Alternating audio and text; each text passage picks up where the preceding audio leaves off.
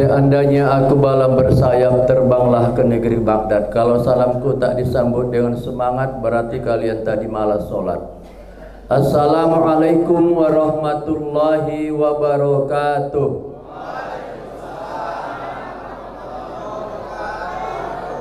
Hamdan wa syukron lillah, salatan wa salaman ala rasulillah, la haula wa la quwata illa billah. Faqala Allah Ta'ala fi kitabil karim, bismillahirrahmanirrahim.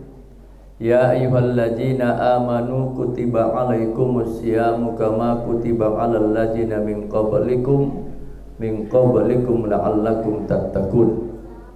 Faqala Ta'ala li ayatil ukhra, bismillahirrahmanirrahim. Wa may yattaqillaha yaj'al lahu makhraja wa yarzuqhu min haitsu la yahtasib wa may yatawakkal 'alallah fahuwa hasbuh innallaha balighul amri qad ja'alallahu likulli syai'in qadara.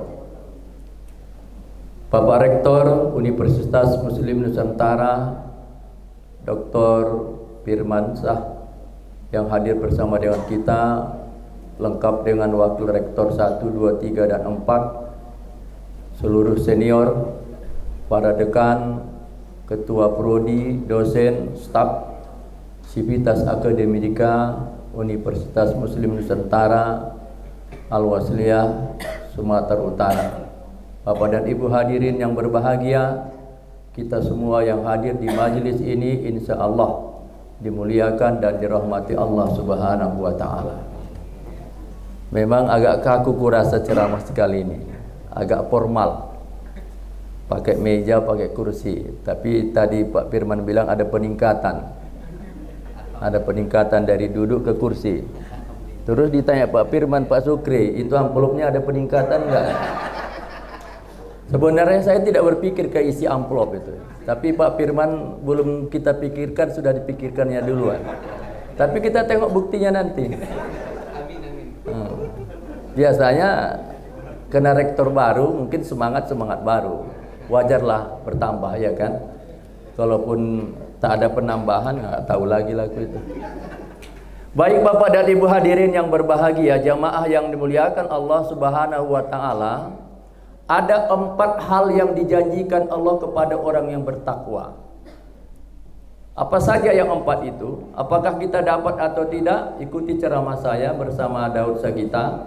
Insya Allah dalam waktu kurang lebih 20 menit akan kita tuntaskan.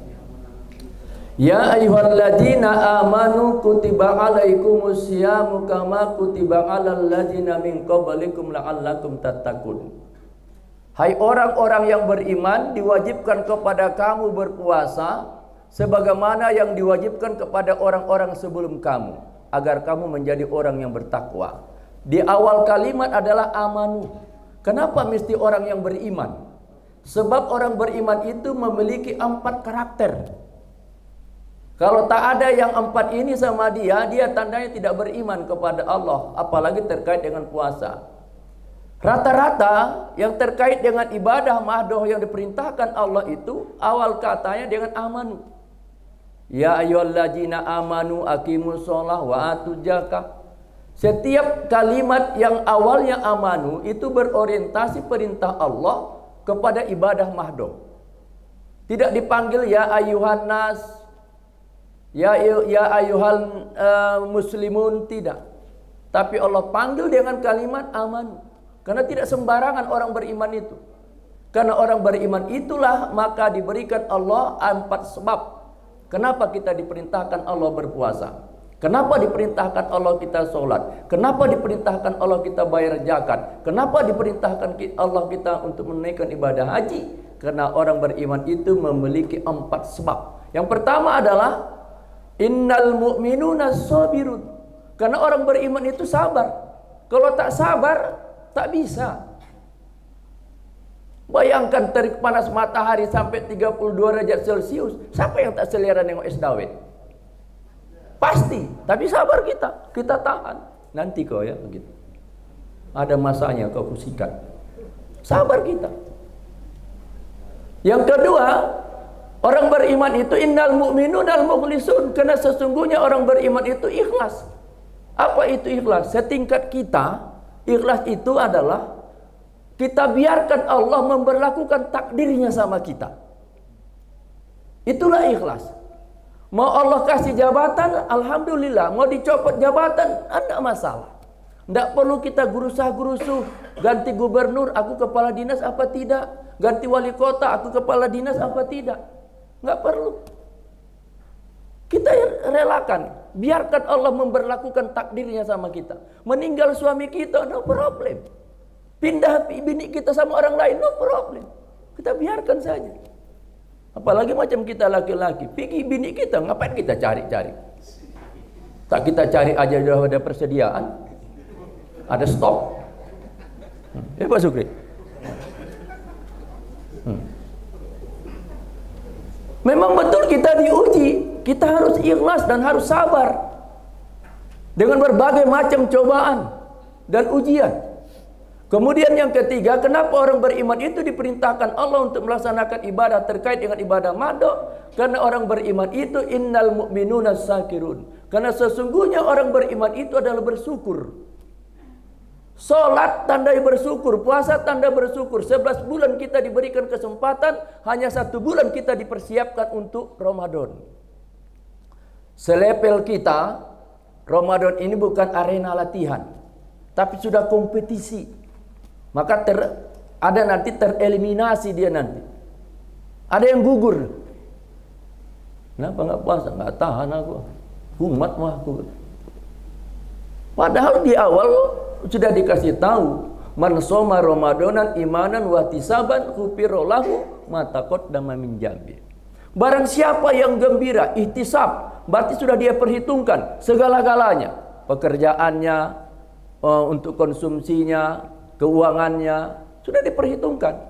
Maka dia senang, enjoy dia menghadapi Ramadan. Nggak ada lagi muka kayak sepombok petak-petak, rambut muka upin-ipin naik ke atas, tidak. Awak tengok, kenapa merungut aja muka bapak? Iya mau Ramadan. Apa hubungannya? Rumah belum dicat, pagar belum dilas. Nggak ada hubungan itu. Kita kan sudah perhitungkan, ihtisab. 11 bulan yang lalu sudah tahu kita Ramadan akan datang. Bahkan kita berpisah dengan Ramadan tahun yang lalu pun menangis kita. Bukan tidak sedikit di antara kita terkadang menyesali kalau Ramadan yang lalu itu banyak yang gugur. Ya Allah, Ramadan ini tak serius aku beribadah, puasa aku banyak tinggal, tadarusku tak ikut, majelis taklimku tak ikut.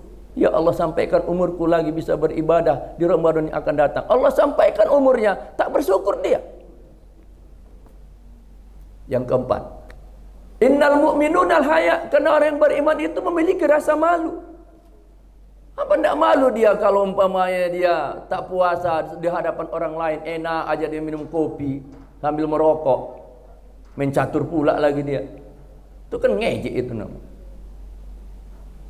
Saya dapat dari video dari Pakistan. Orang yang tak puasa itu dilibas pakai rotan. Aku kalau jadi wali kota aku bantai kayak gitu ya. Aku buat perdanya, itu betul. Ini jangankan wali kota, DPR aja pun tak lulus, macam mana? Kalau DPR aku nanti, kalau wali kota aku terapkan peraturan itu. Siapa yang tak puasa orang Islam dilibas. Tapi dicek lalu kesehatannya pula baru dilibas. Jangan asal libas saja kan. Entah yang ada yang punya penyakit permanen. Ada penyakit permanen, tapi gara-gara itu boleh kita puasa. Misalnya apa? Panu, kan permanen itu. Jangan pula gara-gara itu dia tak puasa, kena permanen. Enak kali dia.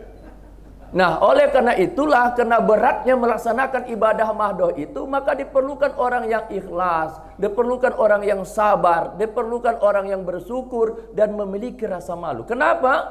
Karena ada yang dijanjikan Allah. Apa yang dijanjikan Allah? Jawabannya ada dalam Quran surah At-Tolak ayat 2-3. Sama-sama yuk. Wa may yattaqillaha yaj'allahu makhraja wa yarzuqhu min haitsu la yahtasib wa may yatawakkal 'alallah fahuwa hasbuh innallaha balighul amri qad ja'alallahu likulli syai'in qadara. Itu yang dijanjikan Allah. Kalau memang betul kita jadikan puasa ini sarana untuk menempuh pendidikan takwa, dengan semangat kita, optimis kita, istilah Pak Sukri katanya militan kita, semangat yang menggebu-gebu, maka kita akan dapatkan nanti predikat takwa itu. Lalu apa yang dijanjikan Allah sama kita? Lemas kita, lapar kita, tak berdaya kita, kita tidak full beraktivitas, kita korbankan segala-galanya untuk mendapatkan predikat takwa. Tapi yang diberikan Allah ada 4. Ada 4 yang diapresiasi Allah kepada orang takwa. Yang pertama, wa may yattaqillaha yaj'al lahu makhraja. Barang siapa yang bertakwa kepada Allah, diberikan Allah jalan keluar. Ada problem solving. Ada solusi terhadap masalah. Terkadang masalah itu bisa belakangan datangnya, tapi solusi sudah diantisipasi. Terkadang juga ada masalah belum ada, tapi solusinya sudah ada. Itu namanya plan A, plan B. Anda yang begini, begini. Anda yang begini, begini. Kita sudah antisipasi. Orang yang punya problem, biasanya dia selalu munajat kepada Allah. Bangun dia tengah malam, dia bentangkan sajadahnya, dia kandaskan keningnya dan setara dengan kakinya, munajat kepada Allah. Dia melapar, dia mengadu kepada Allah. Bukan curhat dia sama orang. Mulut orang lancip-lancip. Ada yang lancip, ada yang lanjus. Ibu-ibu tahu nggak mulut lancip? Mulut lancip itu nunjuk orang nggak pakai tangan. Kalau bercakap pedas. Awak tanya ibu tuh bawa keranjang dia kemana? Marah dia. Ibu bawa keranjang kemana? Ditengok mata kau tuh kemana lagi kau bawa keranjang, ke pajak lah bawa dat. Itu lancip itu namanya. Saking kan lancipnya nunjuk orang nggak pakai tangan. Udah datang ustaznya, udah mana tuh? Suaminya pulang kerja, sampai di rumah dia tanya, "Dek, abang mau mandi, anduk mana?" Tuh. Siap mandi, kunci kereta mana? Tuh. Besok pergi mau kerja, sepatu abang mana? Tuh. Kaos kakinya mana? Tuh. Kalau bini itu kurang masukkan mulutnya tuh. Yang kedua, apa yang dijanjikan Allah lagi kepada orang yang bertakwa? Wa yarzuqu min haitsu la yahtasib. Diberikan Allah rezeki yang tidak diduga-duga, yang di luar akal dan nalar kita. Ada aja datang rezeki itu dari berbagai arah pintu mata angin, utara, timur, barat, dan selatan. Allah turunkan dari langit, Allah keluarkan dari perut bumi, Allah dekatkan dari yang jauh, Allah tunjukkan yang halal. Ada saja jalan keluar diberikan Allah, dan ada juga rezeki yang tidak diduga-duga, yang tidak disangka-sangka. Yang penting apa? Duribat alaihimud jillatu aynama sukipu illa bihablim minallah. Al-Imran 112. Allah tidak akan pernah timpakan kehinaan di mana saja mereka berada, sepanjang dia jaga hubungannya kepada Allah. Cara menjaga hubungan kepada Allah ada 3. Yang pertama lewat solat, yang kedua lewat baca Quran, yang ketiga lewat sodakoh. Itu cara menjaga hubungan kita kepada Allah. Jangan sampai tak solat. Sebejat, sejahat, senakal, sebandal apapun, sedojal, sedajal apapun, solat. Serumit, sesempit, sesulit apapun hidup kita, solat. Jangan tak solat. Apapun hobi, pangkat, profesi, dan jabatan pekerjaan kita, solat. Jangan tak solat. Kalau udah berani kita meninggalkan solat, urutan nomor 2 terbesar selain syirik adalah meninggalkan solat. Yes, berjudi, betul, dosa besar. Berzina, dosa besar. Menipu, mencuri, dosa besar. Tapi lebih besar lagi meninggalkan sholat. Jangan sampai itu. Kita jaga. Orang yang menjaga hubungannya kepada Allah akan diberikan Allah rezeki yang tidak disangka-sangka, tak diduga-duga. Seorang karyawan 3 bulan lagi mau Ramadan di PHK. Dikasih uang pesangon sebesar 4.700.000. Lalu menjelang Ramadan ditanya sama suami, "Dek, uang kita kemarin masih ada." "Udah habis lah bang, 3 bulan kok. Tapi masih ada kusimpan ini sekitar 1 juta lagi. Bagaimana kalau itu kita buat untuk modal usaha?" "Modal apa bang?" "Jualan." "Jualan apa?" "Adik kan bisa buat candil dan bubur sumsum." "Oke, siapa yang jualan?" "Biar abang yang jualan." "Gak malu abang untuk yang baik, hilangkan bang lu, buang rasa gengsi." Singkat cerita, Ramadan pertama mereka pun buatlah bubur sumsum. Ada sekitar 50 kep sumsum, 50 kep candil. Jam 12 siap, Dia pun bawalah itu ke tempat dia kerja dulu. Sampai dia di tempat kerja, orang pun sudah kenal. Ya, apa kabar Polan? Alhamdulillah. Apa ini? Ini bubur sumsum buatan istri saya. Inilah usaha kami selama Ramadan. Ada yang membeli karena butuh, ada yang beli karena kasihan, ada yang beli karena perhatian. Singkat cerita, sampai asar lakulah sekitar 50 gelas candil dan sumsum.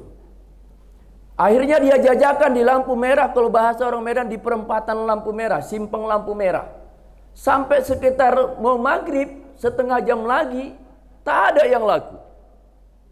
Lalu dia putuskan, ya udahlah aku pulang. Begitu dia pulang, 15 menit lagi sampai ke rumah, dia tahu bahwa tidak mungkin dia dapat berbuka di rumah. Akhirnya bubur sumsum dan candil itu tadi yang 50 gelas, dia sedekahkan di masjid. Sampai di masjid, Pak Najir bilang, ini punya siapa? Punya saya Pak. Ada nomor handphonemu? Ada ini Pak. Dikasihlah 0813 bla bla bla 52 terakhir. Oke. Untuk apa Pak? Mana tahu ada yang komplain, mana tahu ada yang cocok, mana tahu ada yang memesan. Pas waktu berbuka, ada rupanya sepasang keluarga, tak sempat dia pulang ke rumah, mampir di masjid itu berbuka. Si suami bukaannya candil, si istri bukaannya sumsum. Mereka berbicara, nampaknya ini enak nih, paten nih. Bagaimana kalau ini kita buat sedekah kita setiap hari, bubur candil ini? Oke, nanti kita habis maghrib kita tanya. Begitu habis maghrib ditanyalah sama si Najir, Pak, kami tadi bubur candil sama sumsum itu kami makan, rasanya enak. Itu siapa yang membuat? Oh, ini ada nomornya, namanya Ihsan. 0813 bla bla bla 52 terakhir. Dicatat. Ihsannya sudah pulang. Ihsannya sudah pulang. Begitu sampai di rumah, Assalamualaikum, Waalaikumsalam. Istrinya pun menyambut yang sukacita yang sangat dalam. Karena ditengoknya sudah kosong, berarti laku. Habis semua bang? Alhamdulillah dek habis. Tapi mohon maaf yang terjual cuma 50 gelas. 50 gelas lagi mana? Aku sedekahkan ke masjid. Alhamdulillah ya Allah, hari pertama aku sudah bisa bersedekah. Dia bersyukur kepada Allah, dia bisa bersedekah. 50 gelas, 25 candil, 25 sumsum. Siap sholat tarawih sekitar jam 22, ada suara telepon. Ditanya, ini Pak Ihsan? Iya. Pak, besok bisa datang ke kantor saya. Oh boleh Pak. Besok jam 10 datang ke kantornya. Lalu diceritakan, semalam istri saya makan sumsum, saya makan candil. Rasanya enak. Kami sepakat kalau ini kami berikan kepada masjid-masjid, ada 20 masjid. Bisa Bapak kira-kira buatnya? Bisa Pak, berapa banyak? 2000 gelas candil, 2000 gelas sumsum. Kali harga 5.000. Kali berapa itu? 2 kali 5 berapa? Kau pun matematika lemah juga kau. 4.000 gelas satu hari kali 5.000, 4 kali 5 Pak, berapa? Udah setiap hari. Serius Pak, serius. Setiap hari Pak, iya. Dan saya kasih Bapak per gelas 1.000 rupiah untuk mengantarnya ke 20 masjid. Antarkan ini 2.000 gelas ini candil, 2.000 gelas sumsum ke 20 masjid ini nama masjidnya. Siap Pak. Serius kan Pak? Serius. Langsung dikasih panjar sekitar 300 juta. Ini duit Pak. Iya duit. Bawa.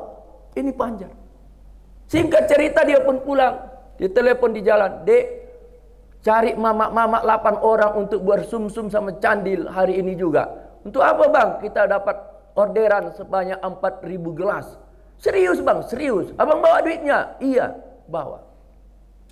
Itu kerja Allah Ta'ala. 29 Ramadan dipanggil lagi dia balik datang untuk melunasi dan sekaligus kasih hadiah. Bawa istrimu, bawanya istrinya. Alhamdulillah sudah kami cek masjid-masjid yang kami tentukan itu Bapak antar memang betul bahwa pesanan kami sudah sampai. Tanda terima kasih kami karena Bapak jujur dan bekerja sama dengan kami. Maka kami berikan hadiah dan ini semua adalah untuk kalian. Selain uang ditotalkan jumlahnya semua, yuk kita keluar. Apa yang dikasih hadiah? Hadiahnya mobil. Agak kecil mobilnya, tidak kusebutkan mereknya, itu terkait dengan iklan, tak ada untungnya sama aku bilangnya itu. Jadi Bapak dan Ibu hadirin yang berbahagia, itu rezeki yang tidak disangka-sangka, tak diduga-duga. Tapi sepanjang kita jaga hubungan kita kepada Allah, insya Allah. Yang kedua, yang ketiga, apa yang dijanjikan Allah? Wa may yatawakkal 'alallah fahuwa hasbuh. Maka siapa yang bertawakal kepada Allah, dicukupkan Allah kebutuhannya. Terkadang kita tidak bisa memilah dan memilih doa kita. Mana doa kita yang menjadi keinginan, mana pula doa kita yang menjadi kebutuhan. Centang perenang doa kita terkadang. Terkadang tidak sedikit di antara kita berdoa ngancam. Anak kita misalnya mau jadi polisi, lalu kita ngancam sama Allah, ya Allah, andainya lah anakku ini tidak lulus, nggak ngerti aku lagi, ya Allah. Mungkin stres lah dia. Mau stres mau tidak, apa urusan dengan Allah Ta'ala? Kok nggak pakai ngancam-ngancam segala? Nggak usah. Berdoa saja apa yang kita butuhkan. Ya Allah, Engkau yang maha tahu. Engkau yang mengendalikanku. Apa yang kubutuhkan itulah berikan padaku. Kalau keinginan kita banyak. Saya sejak 2016 yang lalu ketika saya diamanahkan memimpin perusahaan, saya kepingin punya helikopter tahun 2024. Udah lewat 1 tahun. Kepingin saya punya helikopter. Dulu saya tanya itu di Bandung. Harganya sekitar 12 miliar harganya. Kapasitas 4 orang. Pilot, kopilot, aku sama istriku. Tapi aku pikir-pikir untuk apa aku miliki helikopter. Waktu itu berpikirnya begini. Kalau aku ceramah kemana-mana tidak terhambat lagi di jalan yang macet. Macam ini, habis ini saya ke Marelan. Kalau macet atau misalnya di jalan, kan tak sampai-sampai ke sana. Makanya nanti nggak ada tanya jawab. Jadi Bapak dan Ibu hadirin yang berbahagia, itu kan keinginan. Tapi bukan tidak mungkin kalau pada waktunya itu kita butuhkan, itu akan didatangkan Allah dengan caranya Allah. Yakinlah Bapak dan Ibu kepada Allah. Insya Allah, intan surullah yansurkum. Yang keempat, apa yang dijanjikan Allah kepada orang yang bertakwa? Yang dijanjikan Allah kepada orang yang bertakwa yang keempat adalah innallaha balighul amri. Sesungguhnya Allah memudahkan dan melancarkan urusan kita. Lancar, lincir, luncur, tidak memakan waktu yang lama. Tidak mengeluarkan tenaga yang berat, apalagi biaya yang begitu besar. Dimudahkan Allah segala-galanya. Yang penting kita jaga hubungan kita kepada Allah. Jangan sampai kita tidak melakukan hubungan kita kepada Allah. Ada solat yang kita kerjakan, kapan saja boleh kita lakukan. Tidak mesti waktu-waktu tertentu. Kalau salat tahajud, mesti waktunya kita ba'da tidur sampai sebelum subuh. Kalau sholat 2 kita lakukan antara terbit matahari sampai jam 11 siang. Tapi yang 5 ini kapan saja boleh kita lakukan. Yang pertama sholat apa? Sholat wudhu. Habis kita berwudhu langsung sholat sunat. Apalagi yang kedua, sholat tahiyatul masjid. Di mana saja masjid, kapan saja kita masuk, sholat tahiyatul masjid. Yang ketiga, sholat hajat. Apa saja hajat kita langsung mainkan. Yang keempat, sholat tahajud. Sholat taubat. Sholat taubat. Kapan saja kita mau taubat, silakan sholat sunat taubat. Yang kelima adalah sholat istikharah. Untuk menetapkan pilihan kita agar Allah ridho terhadap apa yang kita lakukan, yang kita dapatkan itu. Sikit-sikit sholat. Sikit-sikit sholat. Yes, memang. Karena Allah datangkan rezeki itu karena 2 sebab. Yang pertama karena ibadah kita kepada Allah. Dan yang kedua karena ikhtiar kita atau usaha yang kita lakukan. Mungkin di luar sana ada yang bilang, oh itu Pak Daud tak ada pun pernah dia sholat. Tengok sekarang mobilnya, tengok sekarang rumahnya, bagaikan istana, halamannya saja udah kayak lapangan benteng luasnya. Mobilnya tengok itu, mulai dari Pajero, Sport A, segala macam ada situ. Awak gini-gini aja. Gini-gini aja, jadi mau kau kayak mana rupanya? Mau kau kayak dia juga? Belum tentu kau sanggup kayak dia. Kan kita beruntung bersyukur. Bersyukur kita dengan kondisi ini sehingga kita bisa majelis. Jangan kita terpengaruh dengan harta materi orang lain. Boleh kita cemburu agar bisa memicu dan memacu semangat dan prestasi-prestasi kita. Prestasi dan prestise kita untuk mendapatkan dalam bingkai ridho dan rahmat Allah. Orang itu mungkin melakukannya dengan cara yang mungkin cara dia, tapi kita berharap dengan cara yang halal. Segala sesuatunya kita tempuh dengan cara yang halal. Agar Allah ridho dan berkah. Kalau Allah ridho dan berkah, insya Allah walaupun sedikit bermanfaat, walaupun kecil tapi berguna. Saya kira itu saja yang dapat saya sampaikan. Terima kasih atas perhatian. Semoga berguna dan bermanfaat. Mudah-mudahan kita akan mendapatkan 4 sebab sebagai orang yang beriman diperintahkan Allah untuk mengerjakan amal ibadah. karena kita orang yang sabar, karena kita orang yang ikhlas, karena orang yang bersyukur dan memiliki rasa malu. Kemudian Allah janjikan kepada kita sebagai orang yang bertakwa, yang pertama diberikan Allah jalan keluar terhadap persoalan yang kita hadapi. Kemudian diberikan Allah rezeki yang tidak disangka-sangka dan tidak diduga-duga, dan dicukupkan Allah kebutuhan kita, serta dimudahkan Allah segala urusan kita. Sarananya kita jadikan puasa ini untuk meningkatkan ketakwaan kita kepada Allah Subhanahu wa taala, dengan syarat kita tetap menjaga hubungan kita kepada Allah. Cara menjaga hubungan kita kepada Allah adalah pertama lewat solat, tak boleh kita tinggalkan, karena satu-satunya amal yang tak boleh kita tinggalkan sampai meninggal itu adalah solat. Kemudian yang kedua, kita jaga hubungan kita kepada Allah dengan membaca Al-Quran, karena itu adalah firman-firman Allah, kata-kata Allah, kita berdialog dengannya di dalam Al-Quran. Kemudian yang ketiga adalah lewat sedekah, menjaga hubungan kita kepada Allah dan sekaligus kita menjaga hubungan kita sesama manusia. Saya kira demikian yang dapat saya sampaikan. Terima kasih atas atensi dan apresiasi kita semua. Semoga berguna dan bermanfaat. Dan usah kita undur diri kembali ke studio. Wassalamualaikum warahmatullahi wabarakatuh. Na'udzubillahi minasyaitonir rajim. Bismillahirrahmanirrahim. Alhamdulillahirabbil alamin, wassalatu wassalamu ala asyrofil anbiya'i wal mursalin wa ala alihi washabihi rasulillahi ajma'in. Allahumma ja'alna haja jam'an marhuma wa tafarruquna min ba'dihi tafarruqan maksuma wahdina ya Allah siratan mustaqima. Allahumma barik lana fi syahrul Ramadan wabtah lana rizqan halalan thayyiba wajidna ilman nafi'an wa amalan mutaqabbala. Rabbana atina fid dunya hasanah wa fil akhirati hasanah wa qina adzabannar. Wa sallallahu wasallam alaihi walhamdulillahi rabbil alamin. Taqabbalallahu minkum. Inna minkum taqabbal ya karim.